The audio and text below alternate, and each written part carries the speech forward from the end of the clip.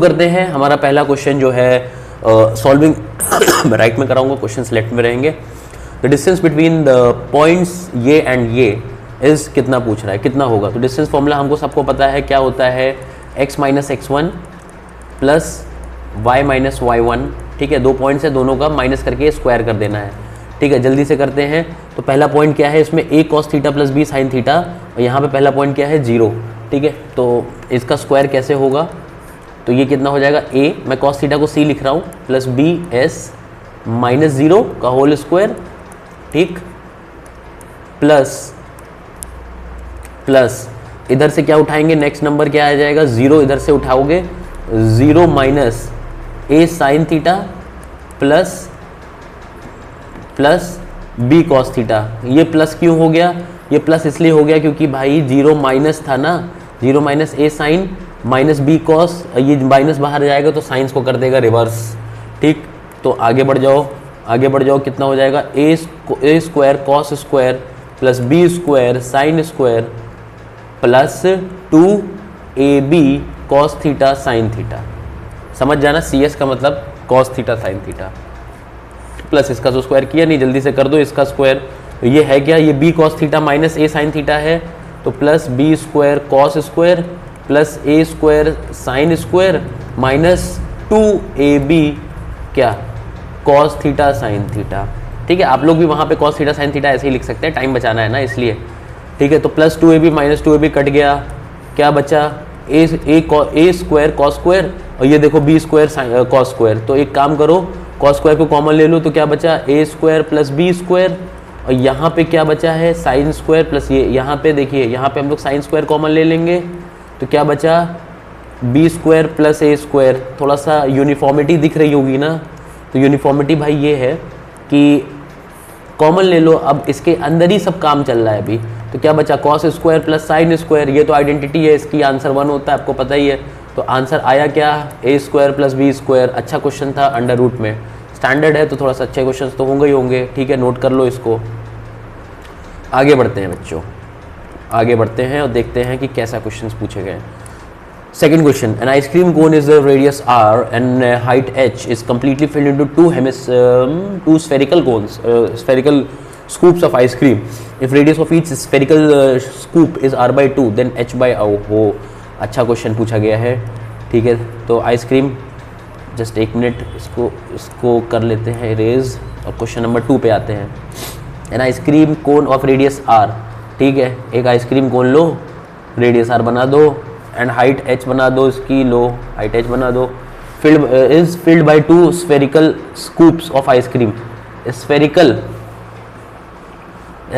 Scoop, ठीक है, okay, spherical scoop of ice cream.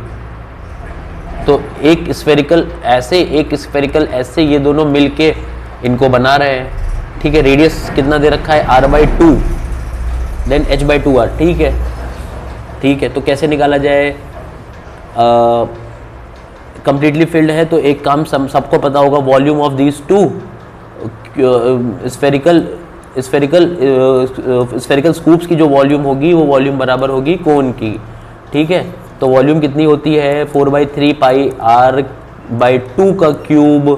कितने लोग हैं, 2 लोग हैं जो कि एक कोन बनाने वाले हैं। कोन की वॉल्यूम 1/3 पाई r स्क्वायर h। ठीक, काटना पीटना शुरू कर दो, इक्वल है ना इसलिए।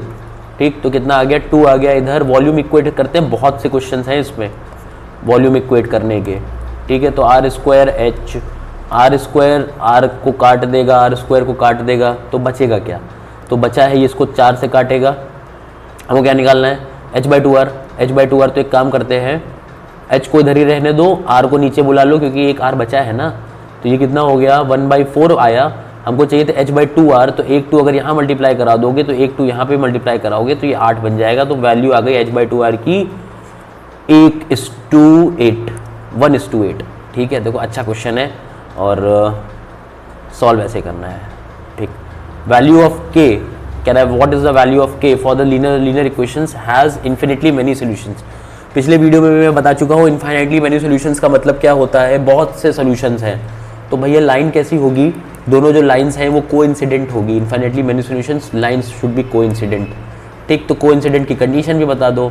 तो क्या होता है a by A1 A1 by A2 sorry upon is equal to B1 by B2 is equal to C1 by C2।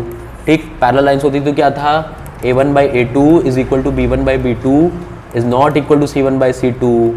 ठीक, और यूनिक पॉइंट्स पहला ही वाला नॉट इक्वल, बस दूसरे वाले से लेना ही देना नहीं है, क्योंकि दोनों पॉइंट्स ही हम जो दोनों जो चीज़ें हैं यही दोनों हमको जो देती है वो कंसिस्टेंट सोल्यूशन देती है, राइट। और ये सॉरी कोइंसिडेंट वाली और यूनिक सोल्यूशन वाली कंसिस्टेंट देती है और इनकंसिस्टेंट पैरेलल लाइंस देती है।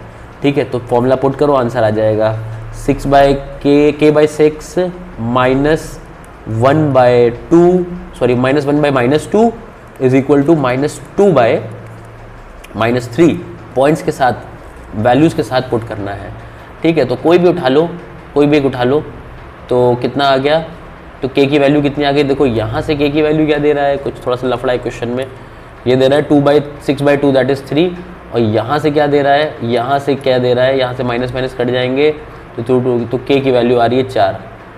ठीक, तो k की वैल्यू आ रही है 4 और k की वैल्यू आ रही है 3, तो आई थिंक कि नॉट एग्जिस्ट होना चाहिए इसका आंसर, बिकॉज दोनों k की वैल्यूज़ अलग अलग आ रही हैं, और हालांकि क्यों और एक आनी चाहिए थी, क्योंकि रेशियो है ना, रेशियो इसके बराबर भी है इसके बराबर भी, तो k की तो एक ही वैल्यू आनी चाहिए थी, तो not exist. Sorry, a circle is divided into 16 identical sectors if radius of the each circle is 7 cm, find the area of the each sector. Fine, a circle is divided into 16 identical sectors। ठीक, circle बनाओ, sectors में divide करना चालू कर दो, ऐसे ऐसे ऐसे ऐसे ऐसे ऐसे ऐसे ऐसे बहुत से सेक्टर्स हैं। ठीक है, 16 सेक्टर्स में कह रहा है रेडियस, भाई रेडियस अगर 7 है, ठीक, तो ईच सेक्टर का एरिया कितना हो गया, तो ईच सेक्टर का एरिया वैसे कैसे निकाला जाता है, पहले बात तो बताओ, 360 डिग्री का सर्किल होता है, 360 डिग्री में 16 तो सेक्टर ही बना दिया है, तो एक सेक्टर का जो एंगल होगा वो कितना निकाला जाएगा। Very good question and very easy also. एक सेक्टर का जो एंगल होगा वो ऐसे ही निकाला जाएगा, 490 और 4 4 2 इससे काटेगा 45 बटे 2 मतलब 22.5 डिग्री आ रहा है। ठीक है, आप लोग 45 बटे 2 ही लिखिए, 22.5 डिग्री क्या आ रहा है भाई, 22.5 डिग्री जो है वो कोई भी एक सेक्टर का जो एंगल है, क्योंकि उसी से तो हम लोग एरिया ऑफ सेक्टर निकालेंगे, और बस वही तो निकालना है, कोई भी एक सेक्टर का एरिया होता है तो सब तो आइडेंटिकल है। तो ठीक है, तो कितना होता है 22/7 into r square, r into 45 upon में 2, 7 7 से कट गया, 2 इससे 11 से कट गया। सारे बच्चों को मैंने जो क्लास में थे मेरे, मैंने सबको बताया था कि 11 का मल्टीप्लिकेशन का रूल क्या होता है। पहले एक काम करो, 7 इंटू 45 कर लो, कितना हो गया 280 हो गया ये, और 7 5 35 और ये हो गया 315 आई गेस। ठीक है, 315 को 11 से करना है ना, 11 से करना है ना, देखो 3 का 3 लिखो, 5 का 5 लिखो, 3 और 1 को यहाँ पे जोड़ो 4, 5 और 1 को जोड़ो यहाँ पे 6। ठीक है, तो आंसर आ गया हमारे पास area of the each sector.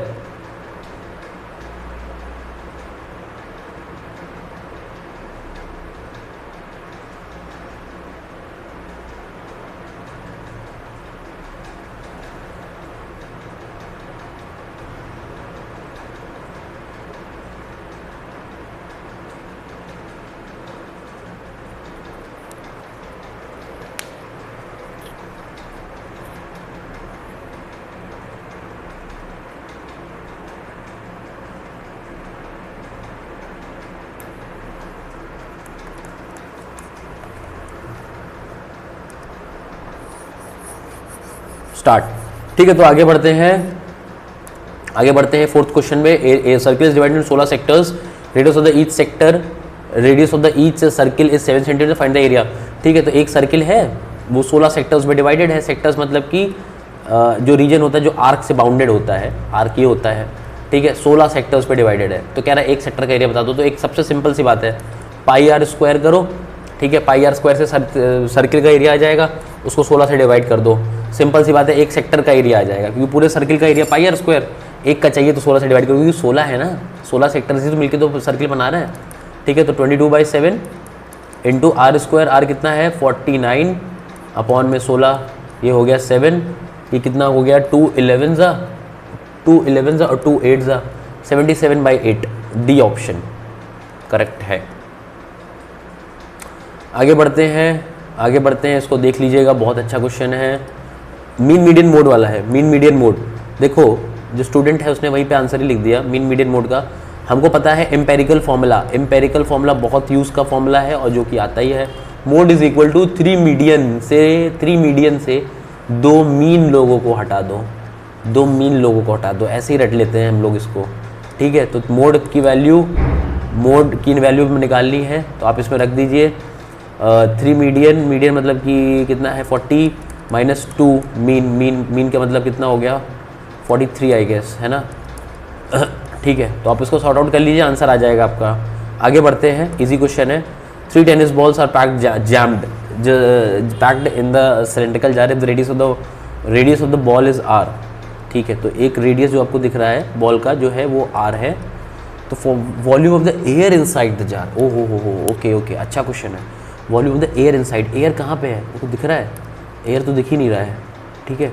Air ये वाला जो रीजन है ना, ये वाले में एयर छुपी हुई है, हमको ये वाला ही रीजन ही निकालना है जिसमें एयर आ जाए हमारी, ठीक है। तो कैसे निकाला जाए इसको, देखो सिंपल सी बात है। इसमें हम लोग क्या कर सकते हैं, एक सिलेंडर है, सिलेंडर का यहाँ से यहाँ तक का जो होगा वो रेडियस होगा, ठीक है। और यहाँ से यहाँ तक का जो रेडियस है वो स्फीयर का भी है, ठीक दिख रहा है ना, स्फीयर का है। तो रेडियस कितना है स्फीयर का, आर है।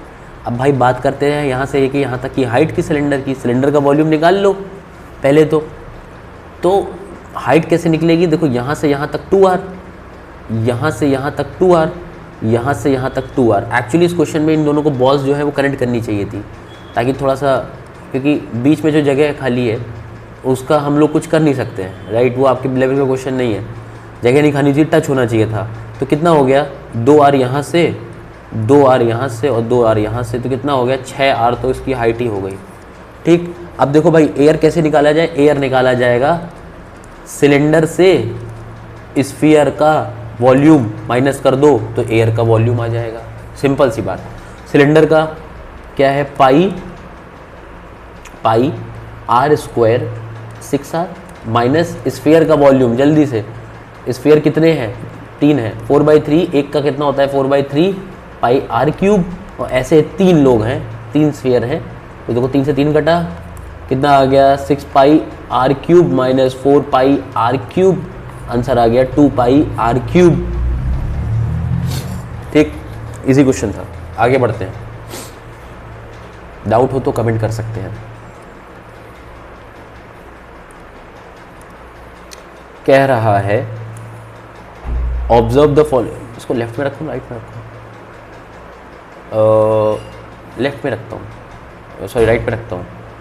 कह रहा है कि ऑब्जर्व करो, ऑब्जर्व तो करने आए हम लोग यहाँ पे, ऑब्जर्व करो polynomials, the zeros of the polynomials are. देखो भाई सिंपल सी बात है, जहाँ जहाँ पे कर्व जो है वो एक्स एक्सिस को काटेगा वो होता है जीरो या सोल्यूशन ऑफ द पॉलिनोमियल या रूट्स ऑफ द पॉलिनोमियल। जहाँ जहाँ पे एक्स एक्सिस को काटेगा, तो एक्स एक्सिस को यहाँ पे काटा, ये तो वाई एक्सिस में कटा, एक्स एक्सिस को यहाँ पे काटा, तो 2 जीरोज होंगे, ठीक है। तो देखो आंसर भी चारों 2 जीरोज में 2 ही आंसर्स हैं सब में। तो सबसे पहली बात तो ये है कि ये जो है ये पॉइंट है कौन सा, देखो इनको यहाँ पे दिखाना चाहिए कि ये पॉइंट इसको दिखाया जा रहा है, तो एक तो -2 है आंसर, ठीक। दूसरा कौन सा है +2.5, क्योंकि at x axis y is equal to 0, ठीक। आगे बढ़ते हैं। From the external point P, a tangent is drawn to a circle with centre O and radius 3, ठीक है। थोड़ा बड़ा कर लेते हैं, थोड़ा सा अच्छा क्वेश्चन नहीं लग रहा है पढ़ने में, ठीक। तो रेडियस हो गया इसका 3, ठीक है, with radius 3 intersecting in its concentric circles eight A and B, ठीक है। A एंड B में भाई इंटरसेक्ट कर रहे हैं। If AB is equal to 8, यहाँ से लेकर यहाँ तक, यहाँ से लेके यहाँ तक 8 सेंटीमीटर है। OA जो है वो बराबर है AP के, तो PQ की लेंथ बता दो, PQ की लेंथ, ओके। PQ कहाँ है, PQ ओके, PQ की लेंथ बतानी है हमको, ठीक है। तो आपको तो पता ही है ना, थ्योरम पता है कि नहीं पता है, सेंटर से यूट्यूब में तो बहुत पढ़ा होगा, सेंटर से कोई भी लाइन आ रही है तो किसी भी कॉर्ड को वो इक्वली डिवाइड करती है, ठीक है, याद है ना, क्योंकि रेडियस रेडियस हो जाते हैं और ये 90 90 एक एंगल कॉमन हो जाता है और ये साइड जो है 90 90 एंगल्स हो जाते हैं और ये जो साइड है ये दोनों तरफ कॉमन हो जाती है। तो बाय कॉन्ग्रेंसी, ठीक, ये दोनों जो साइड्स हैं जिस पे कॉर्ड गिर रही है वो बराबर में इंटरसेक्ट करती है। तो अगर ये पूरा 8 है, अब देखना क्वेश्चन की क्या होता है, अगर ये पूरा 8 है तो ये 4, तो ये 4, ठीक, 3 4 5 का होता है ट्रिपलेट। ट्रिपलेट क्या चीज़ होती है मैं बता देता हूँ आपको। ट्रिपलेट हाइपोटेन्यूज थ्योरम के कुछ वैल्यूज़ पहले से मैं अपने स्टूडेंट्स को बता के रखता हूँ ताकि वहाँ पे जब क्वेश्चन आए तो भाई डायरेक्टली लगा पाएँ। अदरवाइज़ 3 4 5 6 8 10 12 9 15 यही काफ़ी है, ठीक है, आप लोगों के लिए अभी फ़िलहाल। तो ये तो 5 हो गया, तो ओ ए बराबर 5 हो गया और ये कह रहा है ओ ए बराबर ए पी है, तो भाई ये भी 5 हो गया। तो पी क्यू कितना हुआ, पी क्यू हो गया 4 + 5 9, 9 + 4 13, 9 + 5 + 4 9, पी क्यू, ओ सॉरी पी क्यू की लेंथ बतानी थी ना, तो पी क्यू तो 9 ही है, ओके, ठीक। आगे बढ़ते हैं, जस्ट अ सेकेंड, ट्री है, इसको सॉर्ट आउट करना है बस हमको। देखो कभी कभी कुछ चीज़ें अगर की जाए एग्ज़ाम में तो गलत नहीं होती। जैसे कि अगर मैं कोई थीटा की कोई भी वैल्यू सोच लूँ, डाल दूँ बस आंसर निकालने के लिए। वैसे तो क्वेश्चन काफ़ी इजी है, थीटा की वैल्यू ज़रूरत नहीं थी, लेकिन कोई वैल्यू डाल दूँ तो क्या आंसर आ सकता है मेरा, ठीक है। तो जैसे मैं 45 डालता हूँ, 45 क्योंकि ईजी होती है बहुत लर्न करने के लिए। तो सेक 45 कितना होता है, √2 का स्क्वायर करोगे तो आ जाएगा 2 - 1 अपॉन साइन 45 होता है 1/√2, 1/√2 का स्क्वायर करोगे तो आ जाएगा 2, ये आ गया 1 अपॉन में 1/2, ये पता ही है, ऊपर चला जाता है 2। तो कौन सा ऑप्शन जो है वो +2 हमको दे रहा है 45 पुट करने पे। पहला है cos स्क्वायर a, ये तो 1/2 दे देगा, 1/√2 को करोगे। सेक स्क्वायर a, ये क्या दे देगा, ये दे देगा √2 को स्क्वायर करोगे तो ये 2 दे देगा। तो इसको होल्ड पे रखते हैं, अभी कंफर्म नहीं कर सकते। ये हो जाएगा -2 और ये कितना हो जाएगा, cot 45 1 पुट करो, 45 में रखोगे तो 1 आ जाएगा। अरे ये तो आंसर सही निकल गया बी, ठीक है। अदरवाइज आपके पास तरीके हैं, आपको पता है 1 + tan square theta = sec square theta, वैसे भी कर सकते हो, ठीक है। मैं बस आपको एक एक नई डायमेंशंस दे रहा हूँ कि ऐसे भी सोचा जा सकता है पेपर में, और बच्चे करते हैं ऐसे क्वेश्चंस, ठीक है। तो आप देख सकते हैं इसको, ओके। वैल्यू पुटिंग इसको बोलते हैं, वैल्यू पुटिंग मेथड। मैं अपने स्टूडेंट्स को बताता हूँ, अगर इन केस आपको क्वेश्चन में फंस जाते हैं तो आप वैल्यू पुट करके बहुत जल्दी से MCQs कर सकते हैं, नॉट इन पार्ट बी। आगे बढ़ते हैं, 10th क्वेश्चन कह रहा है कि PQ is a tangent to the circle at centre O, POR कहाँ है भाई, POR ये दे रखा है 65, तो POR कॉर्ड बना दो इसकी, POR कंस्ट्रक्शन, POR 65 कर दिया मैंने, 65 है। PTR बताना है, PTR थोड़ा सा जूम आउट कर दे, जूम इन कर ले तो ज़्यादा बेटर रहता। PTR, तो ये एंगल बताना है आपको, ओके। तो अगर PR एक कॉर्ड है जो मैंने बना दिया, PR या तो रहने दीजिए, मत भी बनाइए।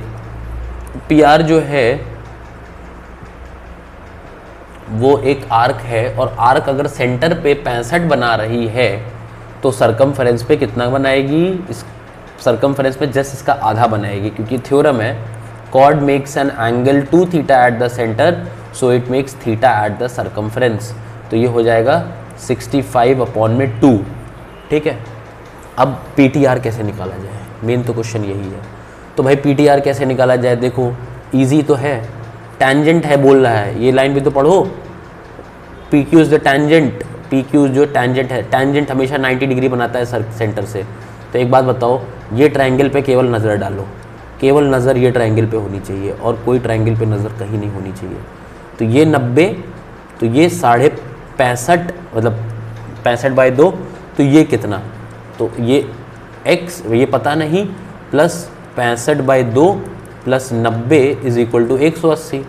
अब देखो इसको x मान लेते हैं, 90 उधर जाएगा तो हो जाएगा 90, माइनस हो जाओगे ना 180 से, और फिर उसके बाद 65/2 इसको सॉल्व करके 32.5, तो 0.5 तो ये हो गया 9 - 2 = 7, 57.5। जहाँ पे आपके नंबर्स डिजिट मैच हो जाए यहाँ पे छोड़ दीजिए उसको।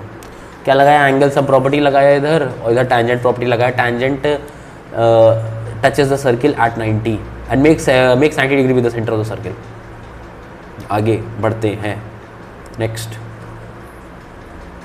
देखो भाई सर्किल के क्वेश्चंस कितने कितने आ रहे हैं। तो नेक्स्ट ईयर के स्टूडेंट्स प्लीज़ ये chapter coordinate geometry, circles, similarity बहुत ही अच्छे से करके जाओ, कहीं से भी पढ़ो बट अच्छे से करो, ठीक है। और बोर्ड्स के पेपर तो लगा के ही आगे बढ़ना है आपको। सर्किल का सेंटर जो है 1,2, डायमीटर पूछ रहा है, डायमीटर ऑफ द सर्किल बता दो, ठीक है। डायमीटर ऑफ द सर्किल आप कैसे बताओगे इसका,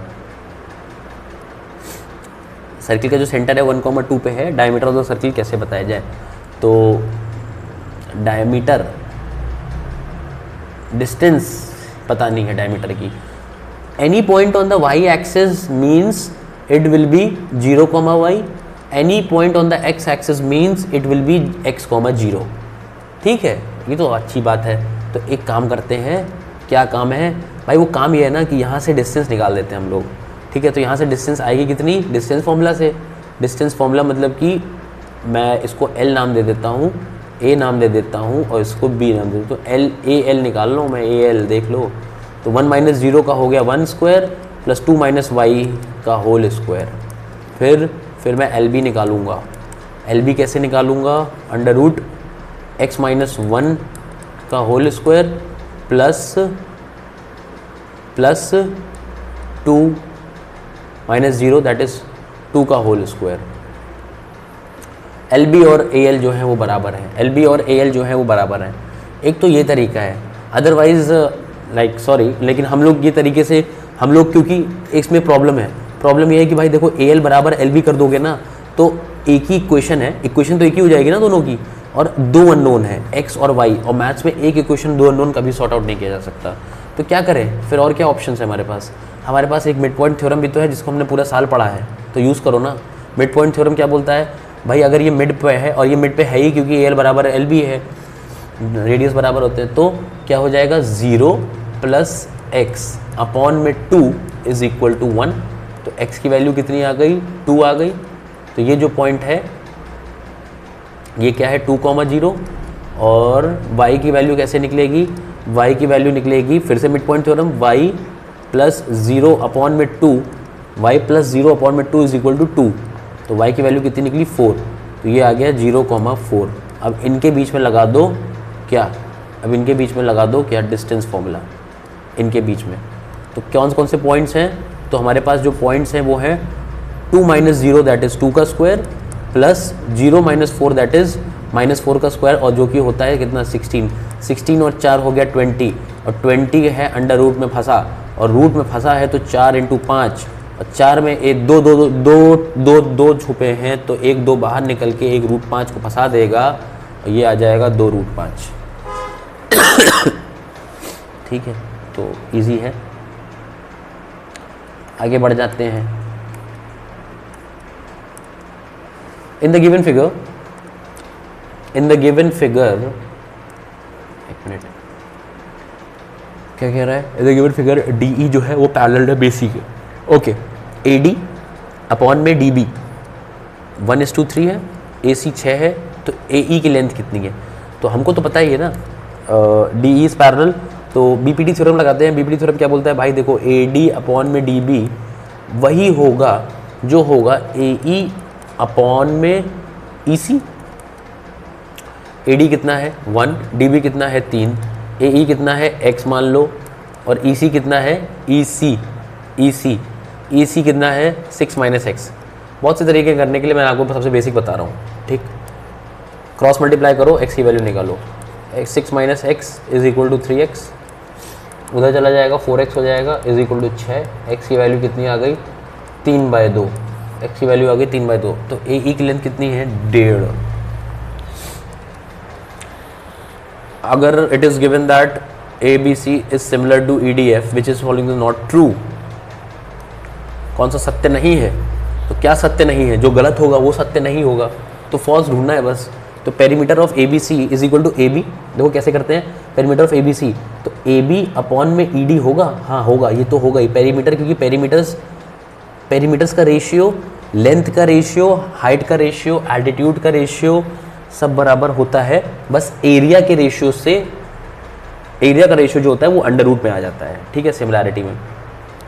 दूसरा पॉइंट, दूसरा, मैं सारे ऑप्शंस, देखो मैं ऐसे नहीं करूंगा कि मैं आपको बस आंसर बता दूंगा, मैं सारे ऑप्शंस को, जब ट्रू वाले केसेस होते हैं, ऐसे क्वेश्चन आते हैं, तो मैं सारे ऑप्शन को चेक करवा के आपको गलत करवाऊंगा, ताकि आपको पता चले कि जो सही आंसर है उस पर कैसे पहुंचा जाए आपको, ठीक है। ये नहीं कि बस सॉर्ट आउट करा दिया क्वेश्चन। तो A B by A D देखो, तो यहाँ से ए बी को डिवाइड करो, यहाँ से ई डी को डिवाइड करो, कर दिया, ठीक।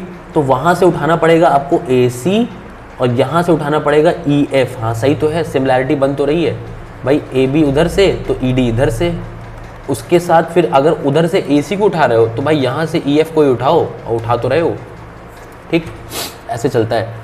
अच्छा दूसरा भी सही है, हमको तो गलत ढूंढना है, एंगल ए बराबर एंगल ई होना चाहिए, क्या एंगल ए बराबर, ये गलत है, तो इसको चेक ही नहीं किया जाए। वरना अगर आपको बहुत बड़ा दिल करके आपको चेक करना भी है तो आप देखिए, देखो सिमिलैरिटी में एकदम पैटर्न सटीक बैठना चाहिए, ए बी इधर से उठाया और प्लस बी सी उठाया, ऐसे उठाया, तो देखो ये जो पैटर्न है यहाँ पे बनना चाहिए। तो यहाँ पे क्या ई डी उठाया और डी एफ भी उठाया, हाँ है, ठीक है। यहाँ से ए सी उठाया तो यहाँ से ई एफ ही होना चाहिए, बोलो, हाँ सही है। तो यही गलत है, और गलत ही को पकड़ना है। बहुत से बच्चे सही को ही देख के मार देते हैं, लेकिन यार खोना नहीं है पेपर में, पागलों की तरह नहीं देना है, सही तरीके से देना है, ठीक है, ठीक। क्वाड्रेटिक्स इक्वेशन कह रहा है reals and equal roots, real and equal root, तो सबसे पहला क्या फॉर्मूला बनता है हमारा, B square is equal to 4ac हो जाएगा, बात खत्म।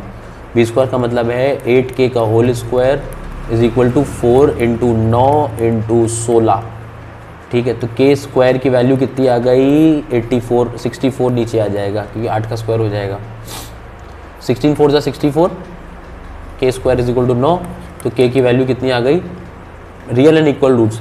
अब प्रॉब्लम ये है कि यहाँ पे तो आंसर तो दे रहा है +-3, आपको तो पता ही है, तो हम किस में मारे, हम +3 में मार दें कि हम लोग -3 में मार दें।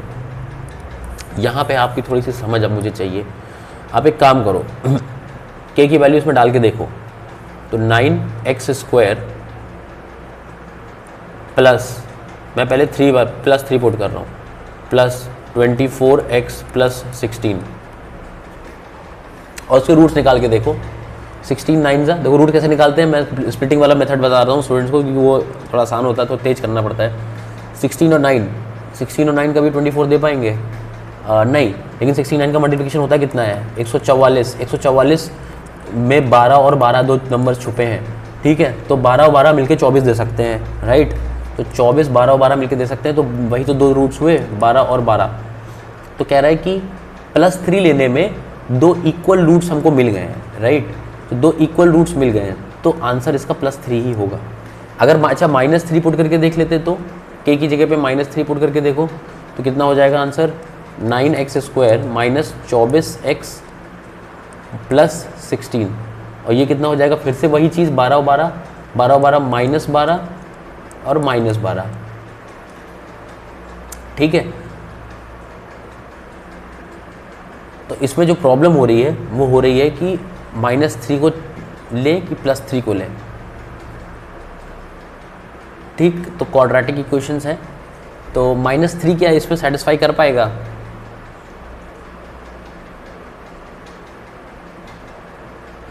बढ़ते हैं क्वेश्चन नंबर 14 है क्वाड्रेटिक्स का, ठीक है। तो 9x² plus 8kx plus 16 has equal and real and equal roots.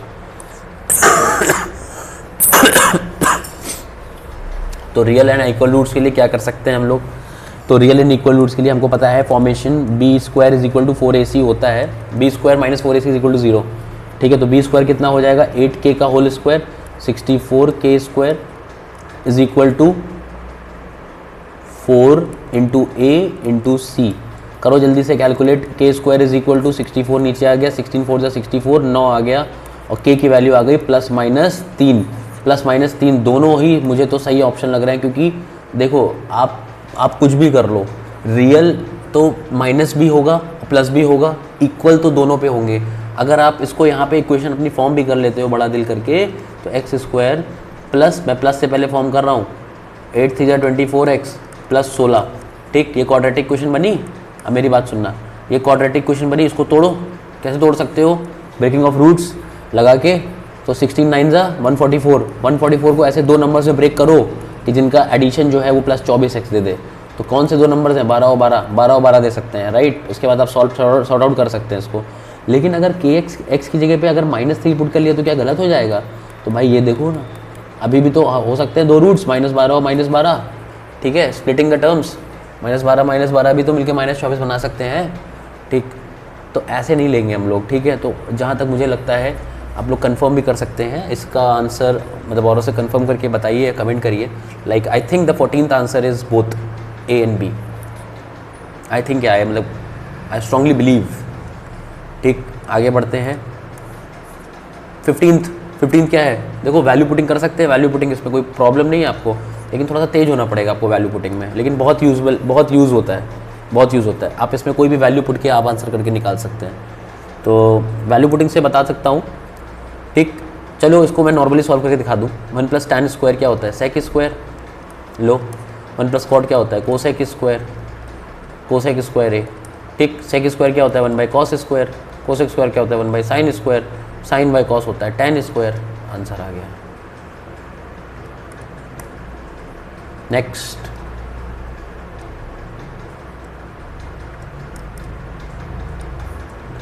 भाई AP का है क्वेश्चन।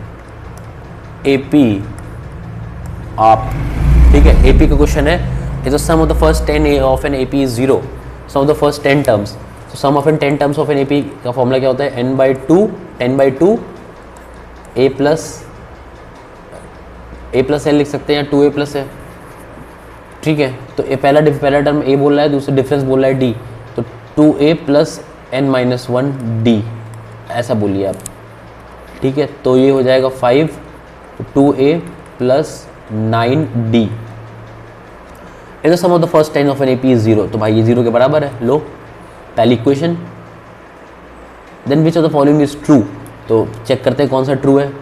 तो पहला तो ऑप्शन है 10a + 9d = 0। तो 10a इसको अगर मल्टीप्लाई करोगे तो पहला तो डिजिट दिख रही है सेम, उसके बाद 5 इसके साथ मल्टीप्लाई होगा तो 45 आ जाएगा। ये तो गलत कर देगा, 9d बोल रहा है, ऐसा तो है नहीं। दूसरा ऑप्शन चेक करते हैं। ये अच्छा, ये हमारा निष्कर्ष है, ये हमको मिला है, इससे ही हम अपने सारे ऑप्शंस चेक करेंगे। क्या 2a = 9d है? अगर 5 को इधर ले जाएं 0 हो जाएगा, ये 0/5 0 होता है। तो 2a बराबर हो जाएगा -9d, जो कि गलत आ रहा है, जो कि गलत है। ये तो कह रहा है प्लस है, ये तो आंसर आ रहा है तो माइनस। कह रहा है 10वीं जो टर्म है वो -a के बराबर है। 10वीं जो टर्म है वो -a के बराबर है। तो 10वीं जो टर्म है वो कैसे निकलेगी? देखो पहले तो एक काम कर लो, या तो a निकाल लो या तो d निकाल लो। तो a यहाँ से निकल सकता है ना, a यहाँ से निकल रहा है ना हमारा, -9d/2। तो तुम देखो तुम्हें 10वीं टर्म क्या आ रही है, और 10वीं टर्म लिखने का फॉर्मूला क्या होता है? a10 क्या होता था? a + n-1d। 10वीं टर्म का फॉर्मूला क्या हो जाएगा? a + 9d, a + 9d, ठीक है। तो क्या वो a आ रही, -a आ रही है, +a आ रही है? तो एक काम करो, a उठा के यहाँ पे रख दो, a की वैल्यू उठा के रख दो। तो a की वैल्यू कितनी है? -4.5d + 9d, है ना। तो ये कितना हो जाएगा?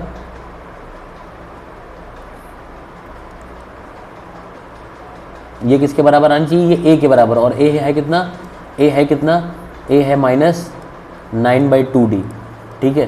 तो ये तो हमारा तो आंसर आ रहा है, देखो ये हमारा आंसर आ रहा है, हमारा आंसर आ रहा है 4.5d प्लस में, लेकिन ये तो कह रहा है -4.5, 9/2 -4.5 ही तो है, तो ये तो नॉट इक्वल है। तो a के बराबर नहीं है, -a के बराबर है, +a के बराबर है, सॉरी +a के बराबर है, क्योंकि +a रखोगे तो आंसर आ जाएगा, ठीक है। हाँ राइट, ठीक है। आगे बढ़ते हैं। तो ऑप्शन 16 का डी सही है, +a। 2 dices are rolled, the probability that sum of the numbers obtained is out at most 12, at most मतलब ज़्यादा से ज़्यादा 12 हो, ठीक है। 2 डाइसेस आर रोल्ड, तो 2 डाइसेस हैं उनको रोल किया गया है। Probability that sum of the numbers obtained at most 12 is, ज़्यादा से ज़्यादा 12 हो। तो डाइसेस क्या होता है? 1 बनाना पड़ेगा, 1 2 13, ठीक, एटमोस्ट 12, ठीक है। तो मैं एक काम करता हूँ, मैं बना ही लेता हूँ 14, ऐसे नहीं बनाऊँगा, 11, 12, 13, 14, 15, 16, 21, 22, 23, 24, 25, 26। एटमोस का मतलब होता क्या है? ज़्यादा से ज़्यादा 12 हो, ज़्यादा से ज़्यादा 12 हो बस, मतलब ज़्यादा से ज़्यादा 12 हो। तो मतलब 12 से सारी नीचे वाली वैल्यूज़ ही हम ले सकते हैं, ज़्यादा से ज़्यादा 12, इससे ज़्यादा नहीं। देखो ये तो एक्सेप्टेबल है, जो मैं एक्सेप्टेबल है उसको मैं रेड से, मतलब आपको दिखाता हूँ, रेड से बना रहा हूँ। एक ये, एक ये, एक ये, एक ये, एक ये, एक ये सब 12 से कम ही तो दे रहे हैं सब। फिर 3, 1, ये भी 12 से कम दे रहा है।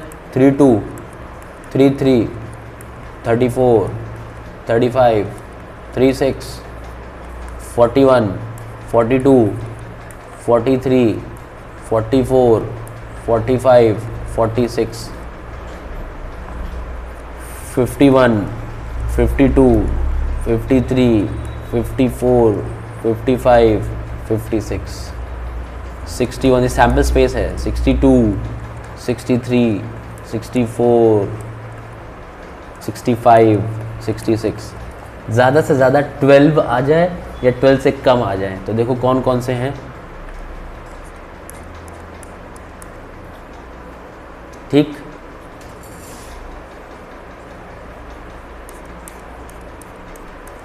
दस, ओहो, ठीक है। तो एटमोस का मतलब 12 से कम, ठीक। तो देखो सारे तो आ ही गए, बस एक तो हम लोग क्या कर सकते थे, एटमोस का फॉर्मूला लगाते direct. At most is equal to, at most मतलब कि एटमोस 12 से, मतलब 12 से कम, तो एक ही तो नंबर है जो कि 12 दे रहा है और सब उससे कम ही है 11 को। तो हम लोग इसका आंसर कितना हो गया, डिजायर्ड आउटकम कितना है 35 और टोटल आउटकम कितना है 36, तो डी। तो आप लोग उसमें टाइम बचा सकते थे। Okay okay okay. तो यही होता है एग्जामिनेशन में। मैं भी बैठा ही हूँ अभी आपके सामने, मैं पहली बार ही सॉल्व कर रहा हूँ। लाइक पेपर देखा मैंने और मैंने सॉल्व करना शुरू कर दिया। क्लास की वजह टाइम नहीं मिल पाता है, लेकिन एग्ज़ाम में आप समझ लीजिए कि ऐसे ऐसे क्वेश्चन आएंगे तो आप बहुत टाइम बचा सकते हैं अपना। आप डायरेक्टली सोच लीजिए बस वहाँ पे, ठीक है। तो माइंड मत करिएगा। आगे बढ़ते हैं। Arc P Q subtends an angle theta at the centre with the radius. Arc P Q है, ठीक, तो वो थीटा डिग्री बना रहा है eight the centre with the radius 6.3, ठीक। इफ पी क्यू जो है वो 11 का है, then what is the value of theta, ठीक है। तो आर्क लेंथ दे रखा है 11, सबसे बढ़िया बात है 11 is equal to, arc length का फॉर्मूला लगाओ 2π22/7, 2πr, आर कितना है 63/10 इंटू θ/360। हमको थीटा चाहिए। कैंसिलेशन करना शुरू करो। 2πr है ना, 2πr 2 ज़ा तो कितना हो गया 4 इंटू 9 0, 9 10 ज़ा 9, 7 ज़ा 7 7 कट गया, 7 7 कट गया और ये कितना चला गया 10 बचा और यहाँ से 10 बचा, क्रॉस मल्टीप्लाई करा के तो ये 100 हो गया। 100 इज इक्वल टू थीटा। तो ये था हमारा सारा MCQs जो one of the tough shift CBSE की जो बनाई थी। सेक्शन बी मैं लाइक जस्ट अभी रिकॉर्ड करूँगा एंड मैं आपको इसको प्रेजेंट करके दे दूँगा, है ना। और मैं वीडियोस में इसको ब्रेक इसलिए कर रहा हूँ क्योंकि because like one long video is not good enough for the students, क्योंकि बहुत ही अनइंटरेस्टिंग और बहुत ही डल हो जाता है। सो आप लोग लाइक कर सकते हैं, सब्सक्राइब कर सकते हैं। और जो मेरी जो मेरा चैनल है जिसको मैंने अभी स्टार्ट किया है और लाइक 2 to 3 डेज़ ही हुए हैं, जिसमें मैं खुद से ही कंटेंट डाल रहा हूँ, खुद से ही वीडियोस बना रहा हूँ और खुद से ही पढ़ा भी रहा हूँ। सो आपको अगर अच्छा लगे, आपको अगर मेहनत जेन्युइन लगे और आपको जो मेरी सॉल्विंग है वो थोड़ी सी भी समझ में आ रही है, तो you can subscribe it and I promise कि like I will be solving all the question papers of CBSE previous year, ICSE, even 10th 11th 12th 9th, और जहाँ से भी मुझे पेपर्स मिलेंगे आप लोग मुझे DM भी कर सकते हैं, जो कि YouTube पे अदरवाइज़ कहीं पे भी आप नंबर मेरा पड़ेगा ही इसमें, तो आप मुझे मैसेज भी कर सकते हैं। आई will B sorting out your paper, ठीक है। मैं सॉल्व करूँगा इसको पूरा। Thank you.